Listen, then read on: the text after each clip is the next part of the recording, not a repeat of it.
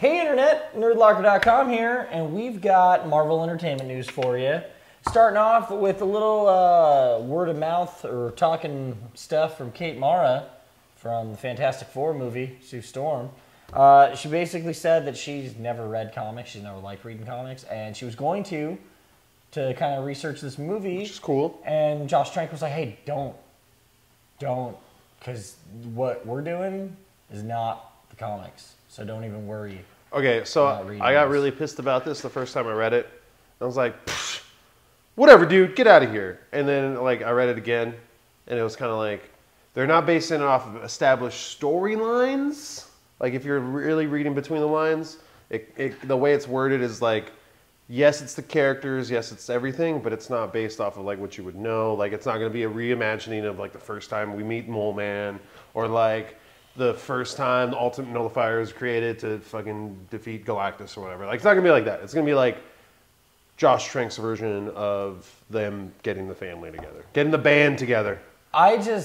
Every time I hear stuff about this movie, I'm happy because I just don't think it's going to do well. And you see, the thing, I'm not happy that it's not going to do well because if it, like, who knows? Yeah, but if it doesn't do well, but it's still being made. I know because they're trying to keep it. Exactly. Just reminds me of the because they can still get money. Stuff. Yeah, exactly. That's the whole thing. That's where it stems from. I don't know. I like the actors. I just hope this movie isn't very good, so Marvel can get it. In other awesome Marvel news, this is actually going back to comic books. In a crazy, weird place to make an announcement, although it does make sense because Disney owns both of these things now. But Marvel went on The View to go announce, which it totally makes sense now, obviously. But I was like, what? That Thor is now going to be a woman. In the comic books. In the comic books. And what it looks like is going to happen, pretty much, Thor, as we know him, is essentially not going to be Thor because he's not worthy to carry Mjolnir. So Mjolnir flies off to whoever's worthy. Fine, whoever's worthy. Doesn't necessarily have to be a he, which it says he on the side of the hammer. Whatever. Well, that's because it was written in the... Exactly. But either way, it's cool that someone else is worthy enough to carry this thing. I like to imagine that only like 3 people in the world to do that. It's like Beta Ray Bill, Captain America, Thor, and now there's another one, and it's this chick in the world that they live in. That's totally different. It's totally different. You're right. But either way, that's pretty awesome. Can't wait to see what happens to that. The other thing that has me really excited is that it's probably Angela, because that's who's getting hyped up, and I want to see how that goes. I feel 10th World is going to be... That was awesome, and Jason Aaron will be writing this new Thor series. Yeah. And if you're reading it now, it's outstanding. Yeah. So Jason Aaron's an awesome writer. I can't wait to see this. Andy Serkis has been going around. We talked about him being in Avengers. He still hasn't said what role he's going to be playing. He does have a role, though. A lot of people are thinking he's going to be physical Thanos, which I don't think so either. No. But he's honored to be a part of it. I mean, that's what he's saying. He's like, it would be really funny if physical Thanos was Jason Momoa. That'd be pretty cool. That would be. That'd be like way better than Drax. But either way, right? Either way, I'm excited for a Drax Thanos fight. We'll get to that later. Yeah. Spider-Man. Oh, yeah. I guess since Spider-Man kind of sucked and didn't get as awesome reviews as it should have, or as they expected. It's kind of slowing down. Spoiled for you? Pretty much. Okay. Well, I haven't actually got it spoiled, but like I haven't. But you know. But yeah, kind of. Well, I don't want to be that guy. My worst fears were completely confirmed that they did exactly what I hoped they wouldn't do in this movie. Well, I guess I'm gonna spoil it. Well, this is a spoiler, so move ahead. But like.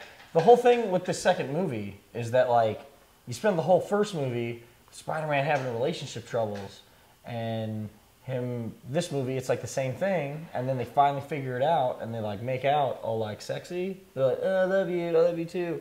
And then, like, right there. And it's like, oh, cool. So now that she's gone, when we do the next movie, we're gonna watch Spider-Man have relationship troubles. Because he's hung up on someone dying because it was his fault. So I don't know. We're basically having 3 of the same Spider-Man movies. I don't know. I feel like that's a general theme with Spider-Man, but I think that they're going about it the wrong way. But I also feel like this whole thing is just like they're feeling like they're going to push it back to 2017, which at that point it's just kind of like, well, what the hell's going on?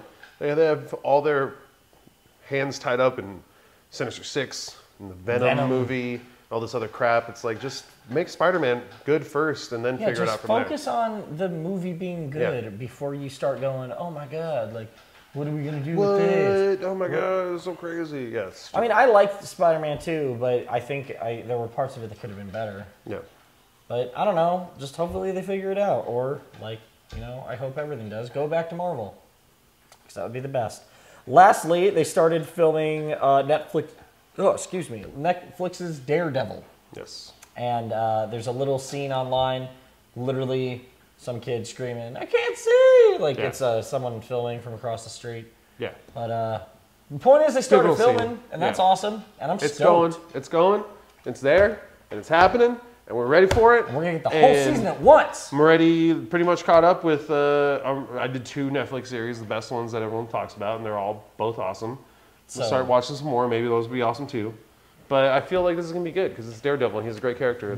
Speaking of Netflix series, off topic, what are your guys' thought of Hemlock Grove? Because I haven't watched it yet and I'm very confused. I haven't seen it either. I just finished Penny Dreadful though, and that was really awesome. Like, that was actually... That was Showtime though. Really awesome. I know, but it's still... Yeah. It's like the same thing. All right. Well, I don't know. That's what I'm stoked on. So, Daredevil. That's our Marvel Entertainment news for this week. Let us know what you guys think in the comments below.